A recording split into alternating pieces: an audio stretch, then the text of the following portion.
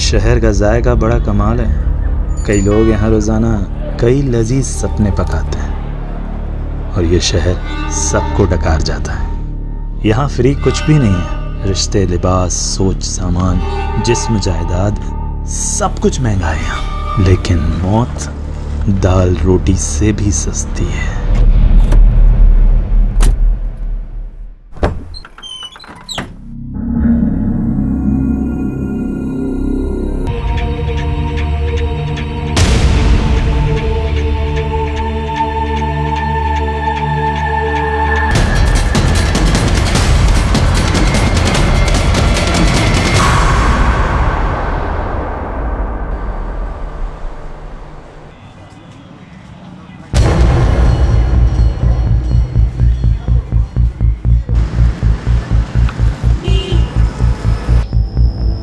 जल्दी करो। सॉरी निलोफर, सुबह से कुछ भी नहीं खाया था। वैसे हम जा कहाँ रहे हैं? अभिनंदन बैंक्वेट। अरे हाँ, आज तो कीर्ति की शादी है ना। पहले बताया क्यों नहीं मेरे को? मैं कपड़े चेंज कर लेता।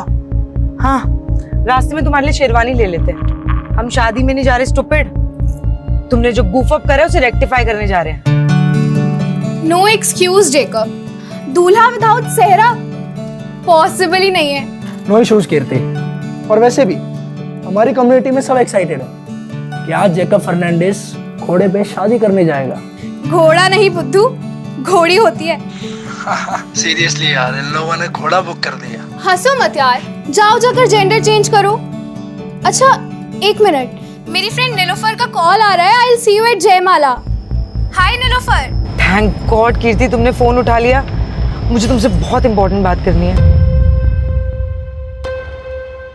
कीर्ति, तुम्हारा होने वाला हस्बैंड एक फ्रॉड है। ये कई बार नाम बदल के पहले भी शादियां कर चुका है। इनफैक्ट इसका टारगेट होता है कि ये रिच लड़कियां फंसाता है, फिर उनसे मोटी डाउरी लेता है और प्रॉपर्टी बेच के भाग जाता है। ये इसकी मॉडस ऑपरेंडी है यार। और ये सब तो मुझे अब बता रही हूँ। 2 महीने पहले मैंने तुम्हारी डिटेक्टिव एजेंसी को इस काम पर लगाया था ताकि पता चल सके कि वो इंसान सही है या गलत, उसका बैकग्राउंड क्या है। और तुमने क्या किया? और गोल्डी, तुमने तो मुझे सारे ग्रीन सिग्नल्स दिए थे ना कि सब सही है। उसके बाद जाकर मैंने हाँ किया। कीर्ति, गोल्डी से गलती हो गई। मैंने तुम्हें सिर्फ काम नहीं दिया था नीलोफर।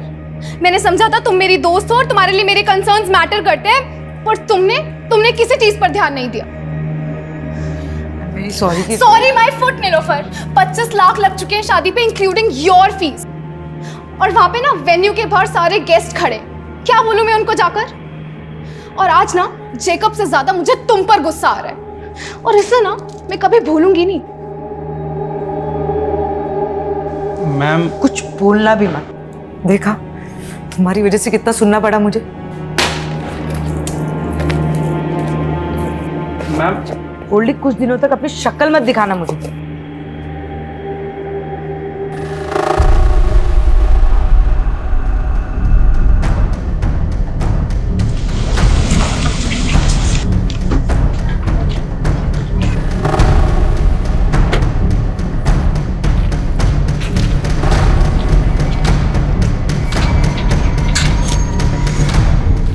हाय नीलोफर, एक जासूस जालसाजी का शिकार हो गई। मैं तुम्हें स्टॉक कर रहा था और तुम्हारी जैसी जासूस भी मात खा गई।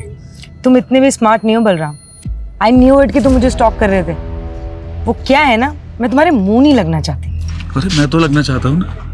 मेरे होंठ तो आज भी तुम्हारे प्यार का अमृत चखने के लिए बेकरार हैं। ये वाहियात बातें ना कहीं और जाके करो। निकलो यहाँ से। ठीक है, मैं जानता हूँ मैं बहुत बदनाम हूँ, लेकिन मैं तुम्हारे नाम, तुम्हारी शोहरत पे मरता हूँ मैं। इसीलिए मैं नहीं चाहता कि दुनिया वाले हमारी मोहब्बत को एक बर्बाद अफसाना समझ लें।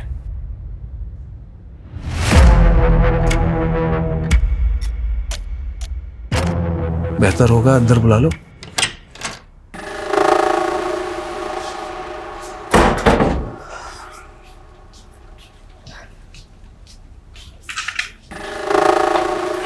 बोलो, क्यों फिर से तंग करने आ गए? तंग तो तुम्हारा दिल है। हाँ, प्यार करने में भी कंजूसी। बिना छुए बात नहीं कर सकते बलराम। और अपनी ये वाहियात शेरो शायरी ना बंद करो, निकलो यहाँ से। जिसकी उम्मीद तुम लेकर आए हो, ऐसा कुछ होने नहीं वाला।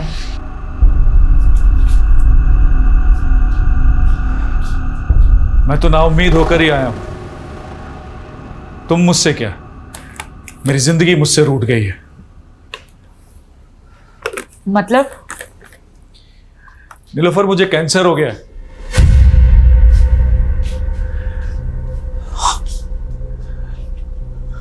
सच कह रहा हूं, मेरे पास अब ज्यादा दिन नहीं बचे हैं। मरने से पहले मैं सारे गिले शिकवे तुम्हारे साथ जो हुए दूर करना चाहता हूं। अगर तुम कहो तो बाकी बची जिंदगी तुम्हारे साथ रहने के बहाने मत ढूंढा करो यार, भरोसे के लायक नहीं हो तुम। और अब मुझे तुमसे कोई मतलब नहीं। तुम्हारा मुझसे कोई मतलब नहीं है? कोई मतलब नहीं ना तुम्हें मुझसे? तो मेरी जिंदगी का कोई मतलब नहीं। कल का मरता आज का हर्ष क्या है? बलराम पागलपन मत मैं पागल नहीं हूँ, तुम्हें ड्रामा लग रहा है? मैं अभी करके दिखाता हूँ। पागलपन मत करो।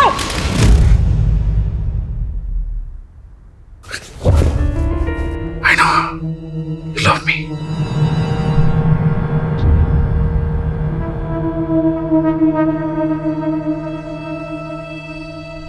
देखिए मेरी मोहब्बत, तुम ऐसे ही मुझे अपनी जिंदगी से दूर नहीं कर सकती Nilofar. I know you love me. Still hate you. सच्ची?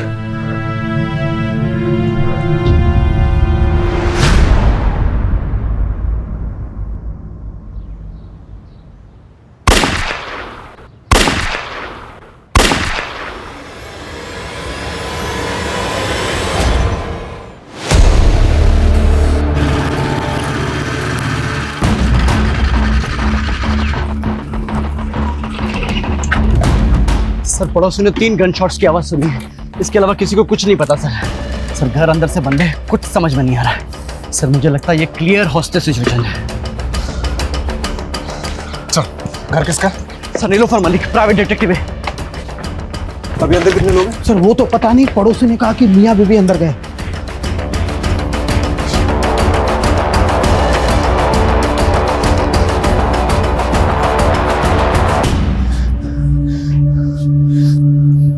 जैकेट का बुलेट प्रूफ? सर, पता नहीं था यहाँ जरूरत पड़ेगी, लेकिन मंगवाई है।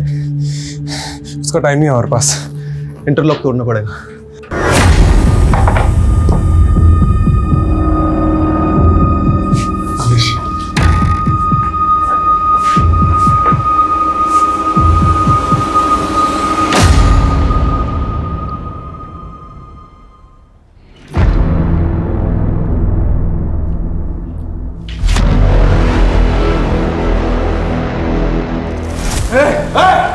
गोली चलाना है तो मारा जाएगा। सरेंडर कर दे, इसी में तेरी भलाई। कोई अर्ज नहीं, हम पे भरोसा करो। बेटा बाप पे भरोसा नहीं करता, पति पत्नी पे भरोसा नहीं करते, भाई बहन पे भरोसा नहीं करते। तुम चाहते हो ना कि हम तुम पे भरोसा करें? ठीक है, तुम बोलो, हम बात करते हैं। ठीक है, आराम से। सुनिए, इसका कोई दोस्त, रिश्तेदार या पड़ोस में कोई है जिसको ये मानता है? नहीं पता सर। अरे कोई तो होगा। ओके ओके, शांत शांत, रिलैक्स हो जाओ। कोई तुम्हारे पास नहीं आएगा, कोई नहीं आएगा। मेरी नीलोफर की रूह मुझे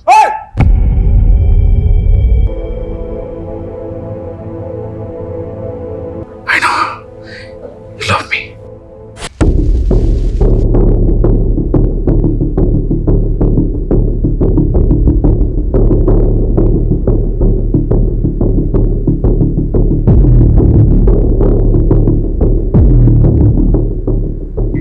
फॉरेंसिक को बुलाओ और उनको बोलो प्रीलिमिनरी रिपोर्ट जल्दी मुझे, और ये डेड बॉडीज को पोस्टमार्टम के लिए भेजो। जी सर।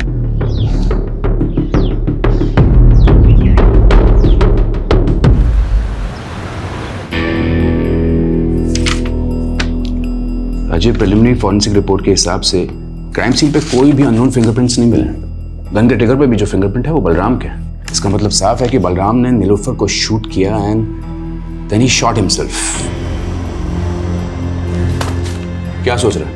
अगर ऐसा ही हुआ है तो बलराम ने खुद को मारने से पहले ये क्यों बोला कि वो अपनी बीवी को बचा नहीं पाया? हाजी, हम सोचते हैं कि मरने वाला कभी झूठ नहीं बोलता, लेकिन यहाँ सबूत सच बोल रहे हैं। हस्बैंड वाइफ के बीच में जो भी कुछ हुआ, उसके बाद हस्बैंड ने वाइफ को मारा और फिर जेल जाने के डर से या फिर गिल्ट की वजह से उसने उसने अपने आप को गोली मार दी। आई फील ये ओपन एंड शट केस है राजीव। लेकिन मर्डर वेपन एक पिस्टल है, वो कहाँ से आया उसके सोर्स की प्रोफाइलिंग तो करनी पड़ेगी ना। राजीव, मारने वाला पिस्टल कहीं से भी अरेंज कर सकता है और इस पॉइंट को अंडर कंसिडरेशन रखकर भी हम केस को क्लोज कर सकते हैं ना। देख, इस पे इतनी एनर्जी वेस्ट मत कर। एक काम कर, पोस्टमार्टम के बाद उन दोनों के रिलेटिव्स को ढूंढो, उनकी बॉडीज हैंड ओवर कर दो and that will be all.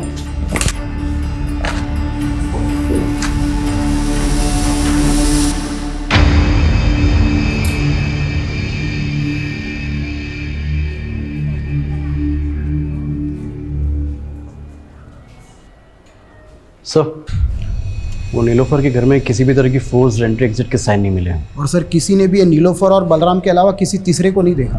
ये बलराम और नीलोफर के रिश्तेदारों को पता चला? नहीं सर, लेकिन इतना पता चला है कि जो नीलोफर है ना, ये NRI थी और इंडिया में तो इसके कोई भी रिलेटिव नहीं थे। और सर हाँ, यहाँ पर इसके डिटेक्टिव एजेंसी है और इसका एक असिस्टेंट है गोल्डी। और बलराम? सर बलराम को तो यहाँ के लोग पिछले 1 साल से ही जानते हैं, क्योंकि ये बलराम ने नीलोफर के साथ पिछले 1 साल पहले ही शादी की थी और नीलोफर के घर में ही रहना था। बाकी की फॉर्मेलिटीज लोकल पुलिस कर लेगी। रस्तोगी अपने पुराने केस में लगते हैं। जी सर। ये बलराम की बातें मेरे दिमाग में अभी तक गूंज रही है। हमारे नीलोफर के घर में घुसने के पहले जो कुछ भी हुआ होगा वो बहुत बड़ा सवाल है। हमें नीलोफर और बलराम के बारे में पता करना चाहिए, हो सकता है कुछ जवाब मिल जाए। क्या नाम बताया था असिस्टेंट का? गोल्डी। नीलोफर के साथ कब से काम कर रहा था? सर तकरीबन 5 साल से। हमने सुना है नीलोफर NRI थी। हाँ सर, अमेरिका से। एक्चुअली उन्होंने वहाँ पे एक डिटेक्टिव के साथ काम किया था। अपने पेरेंट्स की डेथ के बाद वो इंडिया आ गई थी और उन्होंने अपनी एजेंसी यहीं खोल ली थी।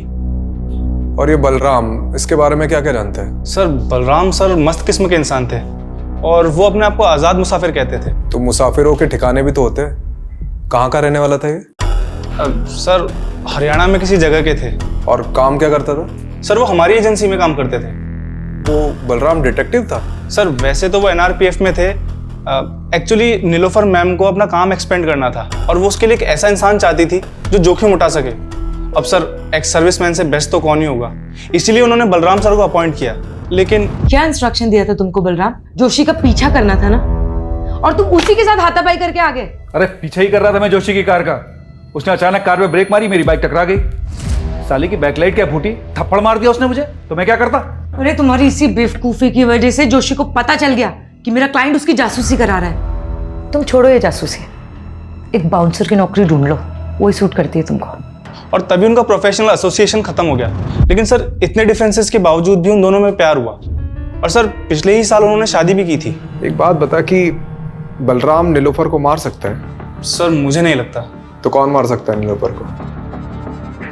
कीर्ति, तुम्हारा होने वाला हस्बैंड एक फ्रॉड है। जेकब से ज्यादा मुझे तुम पर गुस्सा आ रहा है और इसे ना मैं कभी भूलूंगी नहीं।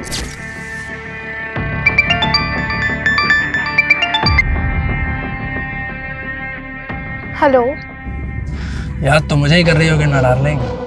कमीने, तू हिम्मत है तो सामने आके बात कर, नंबर बदल के कॉल मत कर। अरे हम जरूर मिलेंगे। मैं भी उन मोमेंट्स को भूल नहीं पा रहा हूँ जब हम शादी से पहले एक हो गए थे। क्या दिन थे, जानती है? वो सब मैंने रिकॉर्ड कर रखा है। मैं सोच भी नहीं सकती तू इतना गिरा हुआ निकल सकता है। तू मेरे सामने होता ना तो I would have killed you. ओहो, मेरी बेबी को गुस्सा आ रहा है, बहुत गुस्सा आ रहा है। हाँ? मुझे भी आया था उस डिटेक्टिव पे जब वो कबाब में हड्डी बन गई थी, पर अब मेरा गुस्सा शांत हो गया। May your friend Nilofer rest in peace.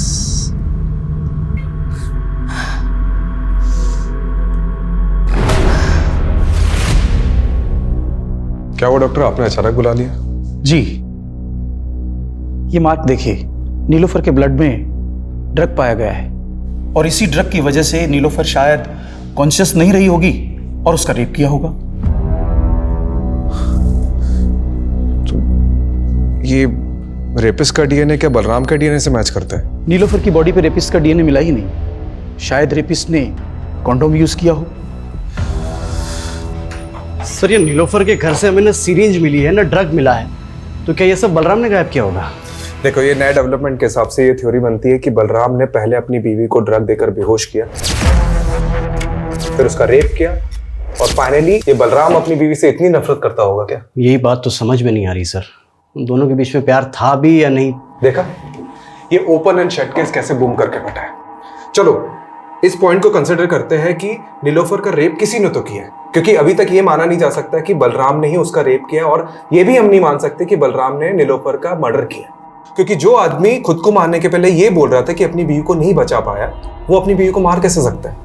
चलो 1 मिनट के लिए हम ये मान लेते हैं कि उस घर में उन दोनों के अलावा कोई तीसरा आदमी भी मौजूद था, तो क्यों बलराम ने उस तीसरे आदमी के बारे में हमें कुछ भी नहीं बताया और सुसाइड कर लिया? और अगर उस किलर के एंगल से सोचते भी हैं तो उसने पहले नीलोफर का रेप किया और फिर मर्डर कर दिया, तो फिर आई विटनेस बलराम को जिंदा क्यों छोड़ दिया? इसलिए मैं बलराम को रूल आउट नहीं कर रहा हूँ, लेकिन एक पॉसिबिलिटी तो है कि बलराम के अलावा भी कोई और क्रिमिनल हो सकता है। यू आर राइट राजीव, इसे तो इन्वेस्टिगेट करना ही होगा। You have free hold, go ahead. सिक्के को अगर हम यहाँ से देखें तो इसका सिर्फ एक ही पहलू नजर आता है, लेकिन इस केस का सिक्का खुद उठ के कह रहा है कि इसके 2 पहलू हैं। मतलब सर? मतलब रस्तोगी जी, बलराम और नीलोफर की पर्सनल लाइफ को खंगालना होगा। देखते हैं इस केस का असली कलाकार सिर्फ बलराम ही था या और कोई था जिसके पास अपना कोई मोटिव था। जिंदगी के ये लंबे लंबे सफर इंसान का सफरनामा लिखते हैं। कहीं जिंदा दिल सपने,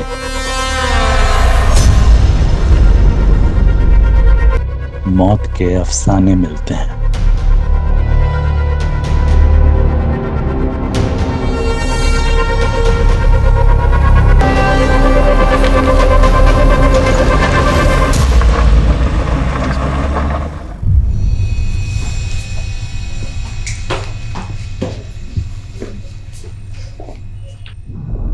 अरे कनक बेटा, अरे इतनी सी बात पे कोई रोता है क्या?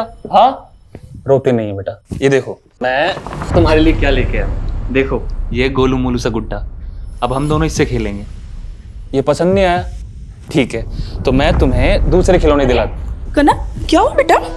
अरे सरगुन दीदी, आप इंटरव्यू के लिए चली गई, ये बेचारी डर गई। पर जॉब भी तो जरूरी ना हरीश। अरे कहाँ, अब ये जॉब वॉब के चक्कर में पड़ी हुई दीदी। एक काम करता हूँ, आपका जो घर है बहुत प्राइम लोकेशन पे, इसको गिरवा के 4 माले बनवा देता हूँ और आराम से बैठ के किराया खाना और मेरी लागत चुका दे रहना। पर हरीश इसमें तो लाखों रुपए लगेंगे, इतना पैसा मैं कहाँ से चुकाऊंगी?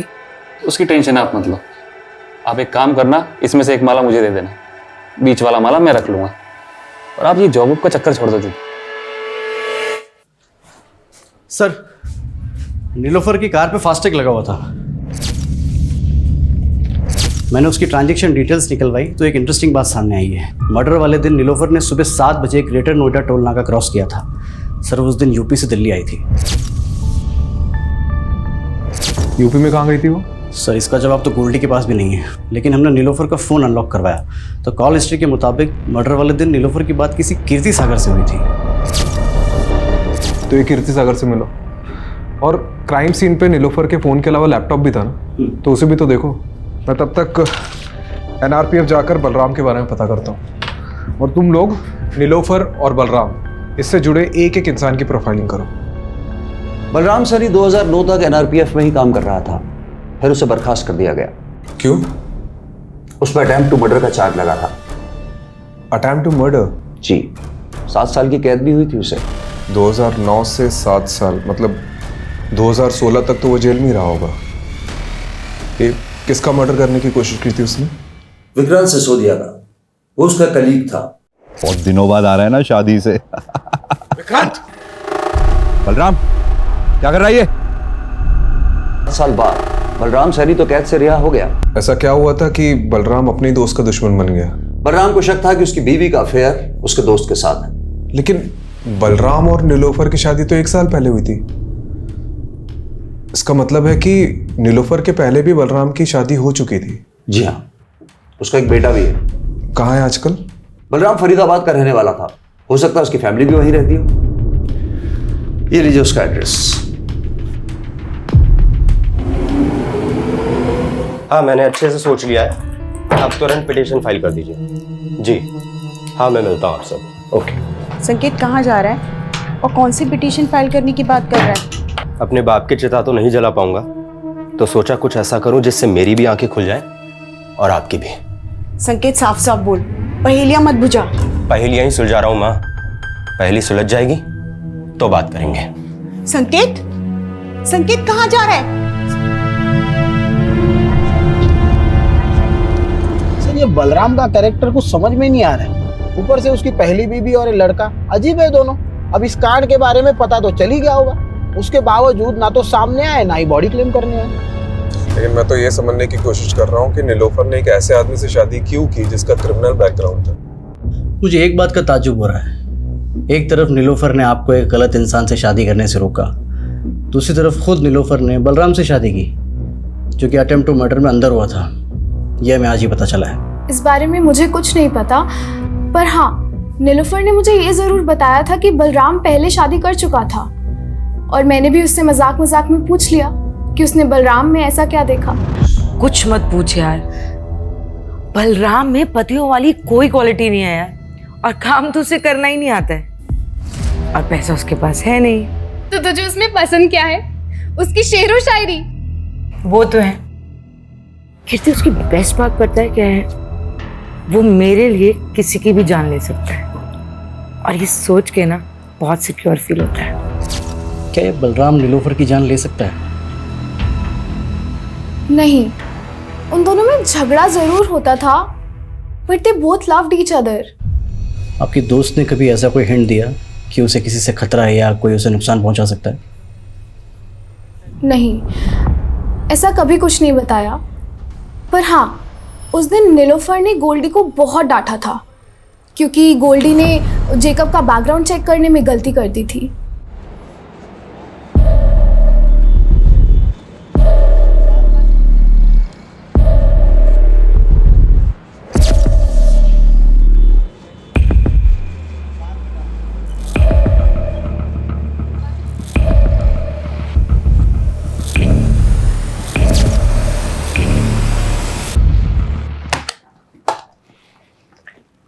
देखो संकेत, मैंने तुम्हारी ये पिटीशन तो फाइल कर दी है कि तुम्हें बलराम सैनी के साथ अपना डीएनए मैच कराने का मौका दिया जाए, पर तुम ये सब करना क्यों चाहते हो?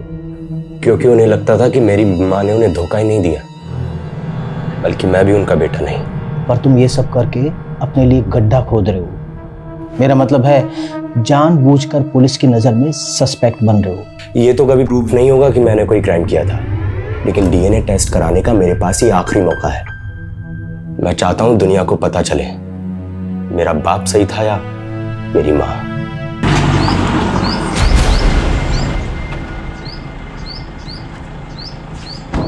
हमें समझ नहीं आ रहा है कि जो नीलोफर का रेप हुआ है, मर्डर हुआ है, वो बलराम ने ही किया है कि नहीं।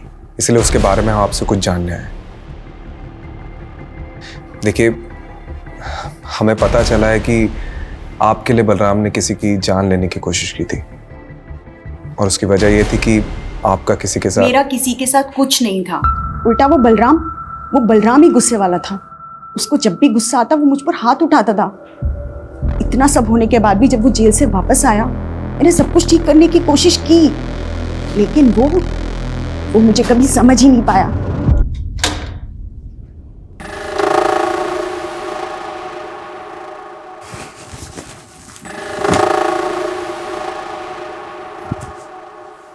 देखो, मैं यही चाहती हूँ कि हम नए सिरे से जिंदगी शुरू करें। नई जिंदगी नए सिरे से? विक्रांत के बाद कोई नया यार मिला क्या? बोलना, कोई नया यार मिला क्या? जेल जाके भी तुम्हारे दिमाग से कचरा नहीं निकला ना? अरे कैसे समझाऊं, तुम्हें गलतफहमी हुई थी। चुप, बिल्कुल चुप। मुझे कोई गलतफहमी नहीं हुई है। याद कर, सैकड़ों दुआएं मांग रहे थे हम लोग को एक बच्चा हो जाए, लेकिन बच्चा पैदा नहीं हो रहा था। और जाने के एक दिन तुम बोली कि तुम प्रेग्नेंट हो गई, और जब तुमने कहा कि वो मेरा ही बच्चा है, मैं बेवकूफ मान गया। मेरी आंखें खुल गई हैं। ये संकेत उसी कमीने का खून है ना, विक्रांत का? उसकी वजह से मैं अपने बेटे के आगे शर्मिंदा हुई। जो गलतफहमी एक बार बाप बेटे ने पाल ली, वो दूर नहीं होती। आप नीलोफर से कभी मिली थी? सच बताना। हाँ मिली थी, लेकिन उसी की भलाई के लिए मिली थी। ऐसी कौन सी भलाई की आपने? सुना था कामयाब औरतों के सपने भी कामयाब होते हैं। फिर तुमने एक नाकामयाब आदमी से रिश्ता कैसे जोड़ लिया? नाकाम तो आपका रिश्ता रहा है, बलराम को तो धोखा दिया था ना आपने। बड़ी जल्दी उसकी बातों में आ गई। ये भी भूल गई कि वो 7 साल जेल रह के आया है। डूबती कश्ती में पांव रखा है तुमने। डूबने से पहले उतर जाओ तो अच्छा है। मैंने तो उसकी सलामती ही चाहिए थी, लेकिन जब अपनी किस्मत नहीं बदल पाई तो उसकी क्या बदलती। आपको शक होगा ही कि कांड बलराम ने किया या नहीं, लेकिन मुझे पूरा यकीन है कि बलराम ने पहले नीलोफर को मारा, बाद में खुदकुशी की। आखिर उसके पाप का घड़ा भर ही गया था। कैसी लगी कनक? अच्छी है ना? चल तू जल्दी से जा और जाकर के पहन के दिखा। क्या बात है दीदी, कनक के लिए नई ड्रेस? लगता है दिल्ली में जो इंटरव्यू दिया था वो पास कर लिया है। वो तो बिल्कुल बेकार गया, लेकिन हाँ कोड़ियागंज में मुझे एक जॉब मिल रही है। सोच रही हूँ कनक के साथ जाके वहीं शिफ्ट हो जाऊँ। शिफ्ट कर रही हो? तो फिर इस घर का क्या करना है? आप बोलो तो बिकवा दूँ। तो मेरा घर बेचने पर क्यों तुला है? मतलब आप कौड़ियागंज चली जाएंगी और पीछे से इस घर पे किसी ने कब्जा कर लिया तो? कमलेश, ये बलराम का कैरेक्टर कुछ समझ में नहीं आ रहा है। मतलब उसे सस्पेक्ट मानो या विक्टिम, पता नहीं। अच्छा, ये तीसरे आदमी की थ्योरी से कुछ हाथ लगा? सर ये नीलोफर का लैपटॉप ऑन किया है मैंने। इसमें सर ये जैकब की कुछ फोटोज मिले हैं। सर ये तो पहुंचा हुआ अपराधी है, कई स्टेट्स में मोस्ट वांटेड है। इसके ऊपर तो सर धोखाधड़ी और अटेम्प्ट टू मर्डर जैसे चार्जेस हैं।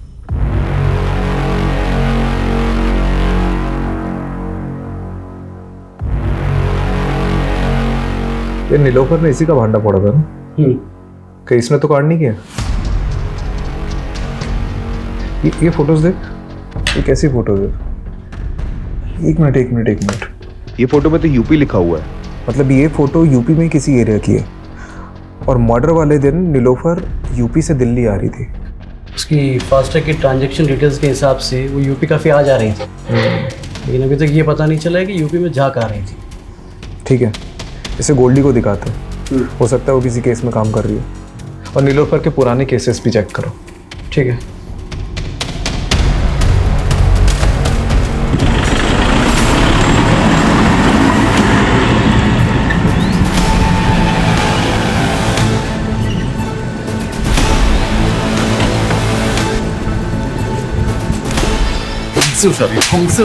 छोड़ो हमें, छोड़ो। अरे मिश्रा, पहले पापा को तो पकड़ने दीजिए आपका कॉलर। अरे तुम्हारे बाप की उम्र का है मिश्रा, क्या पकड़ो पकड़ो लगा रखा है। विजेंद्र, ये तुम ठीक नहीं कर रहे हो। तुम्हें और तुम्हारे बेटे को हम किडनैपिंग के चार्ज में अंदर करवा देंगे। सिर्फ किडनैपिंग? अरे मर्डर भी हो सकता है तुम्हारा। और अगर बचना चाहता है ना तो ये बता कि इस बार के रोड कॉन्ट्रैक्ट का टेंडर तुझे मिला कैसे?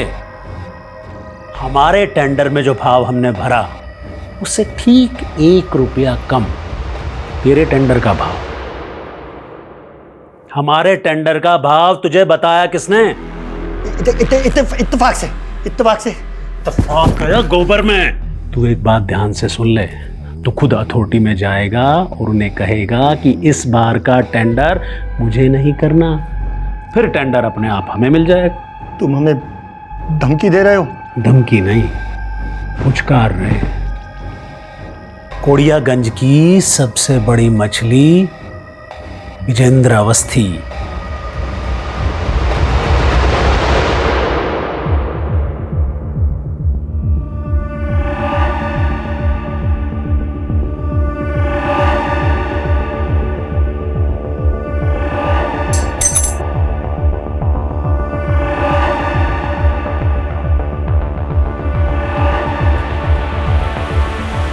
ये चाबी इस बुक में क्या कर रही है? सर वो नीलोफर मैम के घर की चाबी है।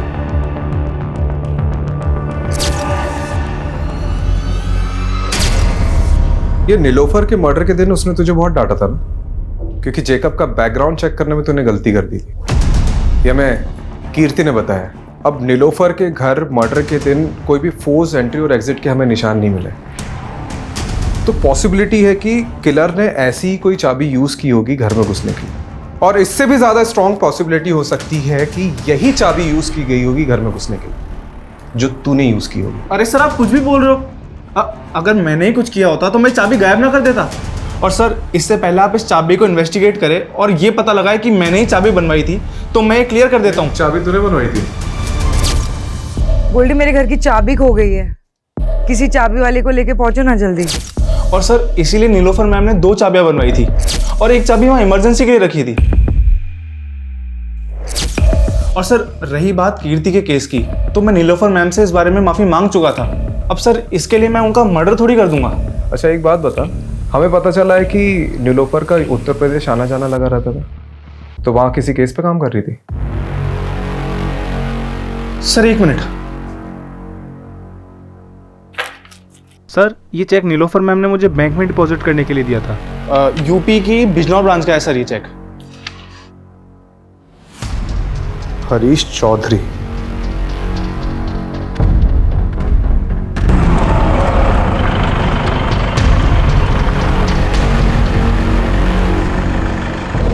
सर दरअसल मैंने ही वो चेक दिए थे एडवांस नीलोफर। किस चीज़ का एडवांस चेक? सर मेरी कजिन सिस्टर है सरगुन, 2 महीने से मिसिंग है। उन्हीं को ढूंढने के लिए मैंने नीलोफर को हायर किया था। मैंने बिजनौर थाने में भी दीदी का मिसिंग केस फाइल किया था, लेकिन पुलिस कुछ कर ही नहीं रही है। हरीश तुम बिल्कुल परेशान मत हो, सरगुन को ढूंढने में मैं तुम्हारी पूरी मदद करूंगी। वो करती क्या थी? वो जॉब ढूंढ रही थी और इसी सिलसिले में वो दिल्ली के किसी मॉल में एक आदमी से मिली थी। वो कोई मामूली आदमी नहीं है हरीश, वो कोड़ियागंज के सबसे रईस आदमी का बेटा है। वो सोशल वर्कर भी है और साथ ही उसकी बहुत सारी कंपनीज भी है। उसी ने मुझे मिलने के लिए कोड़ियागंज बुलाया था। कोड़ियागंज? माँ मैं भी आपके साथ चलूंगी। अरे बेटा पहले मैं तो जाकर नौकरी पक्की कराऊं, उसके बाद तुझे भी ले चलूंगी। लेकिन उस दिन के बाद से दीदी कभी लौटी नहीं सर। ये नीलोफर ने सरगुन के बारे में कोई अपडेट दी थी? सर वो बता रही थी कि कोड़ियागंज का कोई सबसे रईस आदमी है, विजेंद्र अवस्थी करके, और उसके बेटे का नाम अमरीश है। तो उन दोनों की फोटो उसने मुझे दिखाई थी। फोटो है अभी? हाँ सर, ये देखिए सर वो बता रही थी कि इन दोनों पर उसको शक है, और इससे पहले ही नीलोफर कुछ बता पाती, हमने सुना कि नीलोफर और उनके पति की मौत हो गई। कोड़ियागंज जाकर तुमने इनसे बात करी अपनी बहन के बारे में? मुझे जैसा छोटा आदमी इतने बड़े आदमी से कैसे बात कर सकता है? सोचा पुलिस को ही बता दूं, लेकिन उन्होंने कुछ नहीं किया। ठीक है।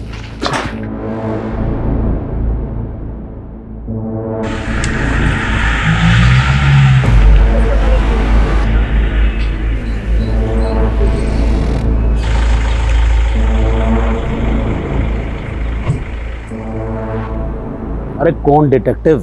हम किसी डिटेक्टिव को नहीं जानते। डिटेक्टिव नीलोफर। 16 तारीख को दिल्ली में उसका रेप हुआ, उसके बाद उसका मर्डर हुआ, और वो सरगुन को ढूंढते ढूंढते यहाँ पे आई थी। हो सकता है आपसे भी मिली। अरे हमने आपको कहा ना कि हम किसी डिटेक्टिव को नहीं जानते। और सरगुन, आपका बेटा तो पक्का उसे जानता होगा, क्योंकि आपके बेटे ने ही जॉब का झांसा देकर उसे यहाँ बुलाया था। आपके पास कोई सबूत है कि हमारे बेटे ने उसे यहाँ बुलाया या कोई जॉब का झांसा दिया? पिछले 2 महीने से दुबई में है वो। आपको कोई कहानियां बता रहा है हमें बदनाम करने के लिए। देखिए अवस्थी जी, बस रहने दीजिए, जा सकते हैं आप लोग यहाँ से। ये पता करो कि अवस्थी का बेटा सच में दुबई गया था कि नहीं। ठीक है यार, ये केस तो पहले ही बनता जा रहा है। अभी तक हमने बलराम को क्लीन चिट नहीं दी है, और अब तीसरे आदमी के थ्योरी के हिसाब से और सस्पेक्ट सामने उभर कर आ रहे हैं। जैकब, रंजना और ये विजेंद्र अवस्थी, बाप बेटे। पता नहीं और कितने सस्पेक्ट सामने उभर कर आएंगे।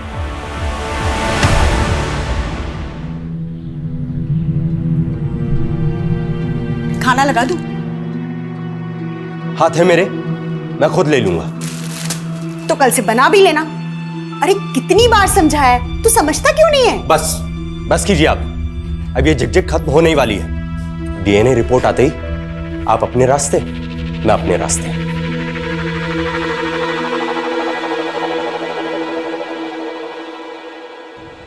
ये विजेंद्र अवस्थी बिजनौर के एसपी का दोस्त है, जहां सरगुन का मिसिंग केस फाइल हुआ था, और उसका बेटा अमरीश अवस्थी। इसका दुबई जाना उसी दौरान हुआ था जब सरगुन गायब हुई थी। तो सरगुन को गायब करने में इन लोगों का हाथ है, और नीलोफर इन्हें इन्वेस्टिगेट कर रही थी।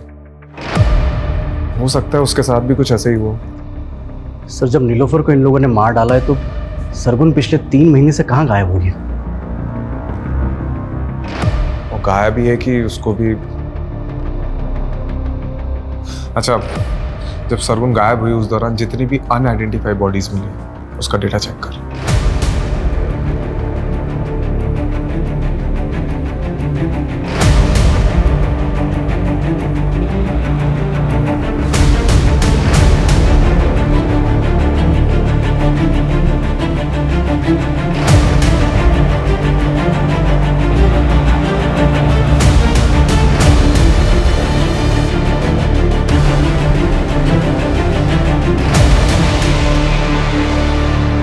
सर 3 महीने पहले हापुड़ में एक औरत की डेड बॉडी मिली थी, जिसकी डिटेल बिल्कुल सरगुन से मिलती है।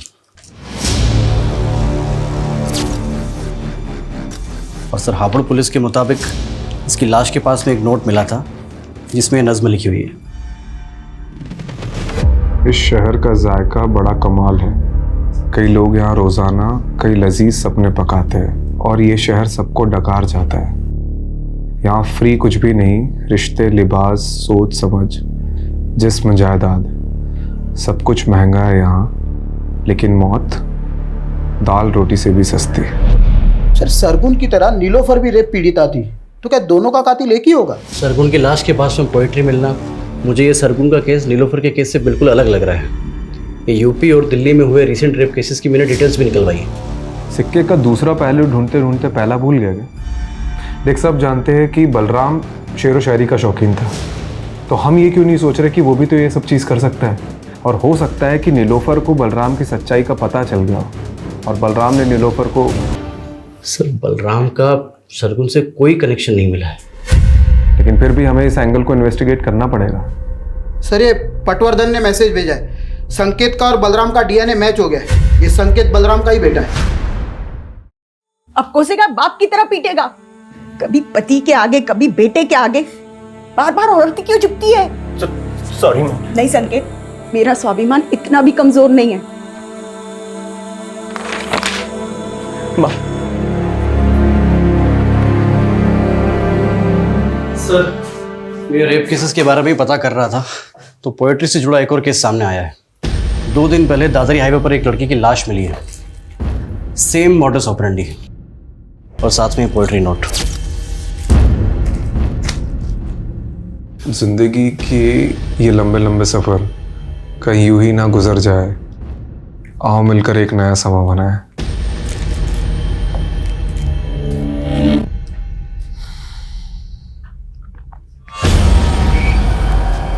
कहीं हम किसी सीरियल किलर से तो डील नहीं कर रहे। लेकिन सर नीलोफर का केस अब भी इन दोनों केस से अलग लग रहा है।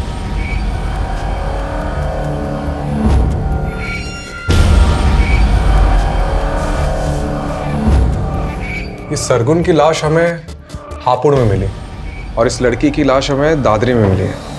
दादरी और हापुड़ इन दोनों का डिस्टेंस लगभग 50 किलोमीटर है और नीलोफर अक्सर ग्रेटर नोएडा से होकर गुजरती थी और यही रास्ता हापुड़ से होते हुए कौड़ियागंज तक जाता है और जितने क्राइम्स हुए हैं वो इसी एरिया में हुए। तो हो सकता है कि क्रिमिनल इसी एरिया का हो और नीलोफर का इन्वेस्टिगेशन एरिया भी यही हो। सर इस केस में दादरी पुलिस के पास एक लीड है। उनको क्राइम सीन के पास एक कैब दिखी थी जो उन्हें सस्पिशियस लगी थी, लेकिन सर अभी तक ना उस कैब का नंबर मिला है और ना ही कुछ और। सर ये कैब ढूंढना मतलब समंदर में से सुई ढूंढने जैसा है। लेकिन इसके अलावा कोई ऑप्शन नहीं है। ठीक है, एक काम करो, इस एरिया के सारे लोकल और आउटस्टेशन कैब प्रोवाइडर से कांटेक्ट करो। सारी प्राइवेट कैब होल्डर्स, उनके ड्राइवर्स, कस्टमर्स, ट्रैवलर्स सबसे कांटेक्ट करो। ठीक है। ये किलर शायरी करता है, इसके सारे ट्रेड्स रिकॉर्ड करने होंगे।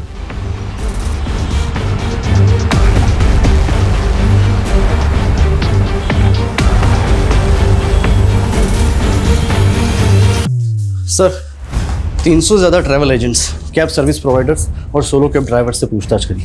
कुल मिला के 700 लोगों से हमने पूछताछ करी सर, और टोटल 27 लोगों को हमने जीरो डाउन किया है जो मर्डर के वक्त दादरी वाले क्राइम सीन एरिया के आसपास थे। इन सबको बुलाओ।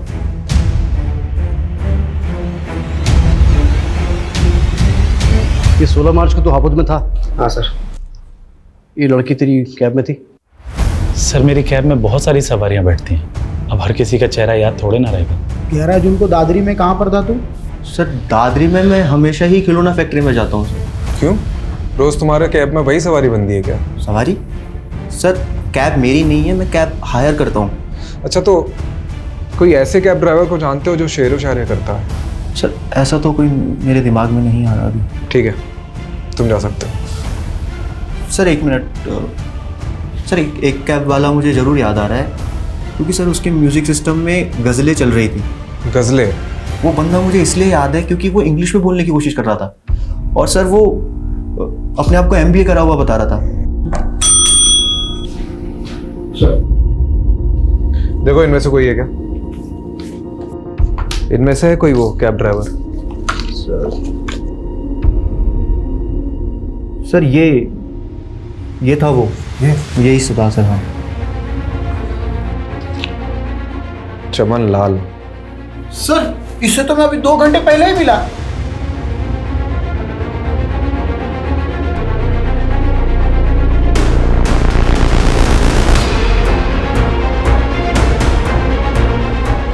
सर वो रही।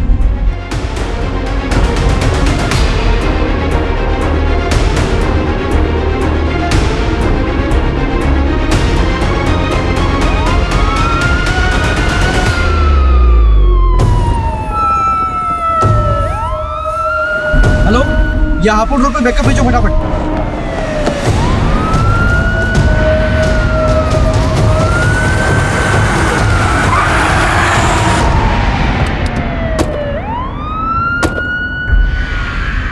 सर दुनिया ने मेरी कदर नहीं की। MBA किया तो जॉब नहीं मिली, जॉब नहीं मिली, पैसा नहीं, लड़की नहीं, शादी नहीं, कुछ नहीं। एक MBA वाले की फ्रस्ट्रेशन समझते हैं आप सर? फ्रस्ट्रेशन में कैब चलाना पड़ा। वो उन दिनों एक कपल मेरे कैब का रेगुलर कस्टमर था। वो दोनों चिपक चिपक के ना मेरी जलाते रहते थे। तो बस मैंने एक दिन हिडन कैमरा लगा दिया। फिर वो वीडियो बनाकर मैंने उस लड़की को ब्लैकमेल किया। वो मुझे लाखों देने को तैयार थी, पर पता है सर मैंने उससे क्या मांगा? उससे उसका जिस्म। तब से ना तलब सी हो गई मुझे। और सरगुन को क्या बोला तूने कि तू विजेंद्र अवस्थी का बेटा है? सर वो हमारे कस्बे का सबसे रईस आदमी है और सरगुन से मॉल में दोस्ती हो गई थी, तो बस इंप्रेशन झाड़ दिया मैंने और जॉब का झांसा देकर अगले दिन उसके साथ। फिर सारा मालूम पड़ा कि वो नीलोफर सरगुन का पता करते करते कौड़ियागंज पहुंच गई है। एक्सक्यूज मी जी, आप विजेंद्र अवस्थी का घर जानते हैं? जी पास ही में, आइए आपको ले चलता। चलिए। वैसे विजेंद्र अवस्थी के यहाँ आपको क्या काम पड़ गया? विजेंद्र जी के बेटे मेरी दोस्त के दोस्त हैं, इसीलिए कुछ काम था। उस नीलोफर को देखते ही ना अंदर से ना वो सेक्स वाला लव जाग गया। बस उसका पीछा किया, पीछा करते करते मालूम पड़ा अरे वो तो डिटेक्टिव। बस तबीयत ना निखर सी गई मेरी कि इस बार शेर एक शेरनी का शिकार करेगा। फिर एक दिन कैफे में बैठी थी तो उसकी टेबल पे चाबी रखी थी, बस मैंने चाबी उठा ली। वो अकेली रहती थी तो सोचा शेरनी का शिकार उसकी गुफा में होगा, और एक दिन उसकी एब्सेंस में मैं घुस गया अंदर, लेकिन वो तो अपने पति के साथ आ गई।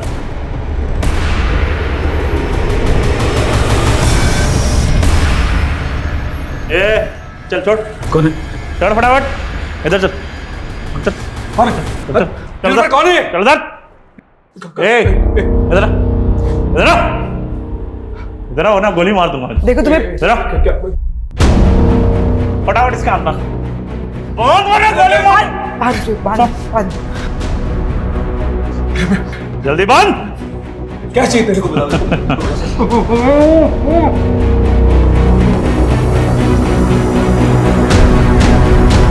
ऊपर से बोल रहा था उसको कैंसर था, मरने ही वाला था सर। तरस आ गया तो छोड़ दिया मैंने।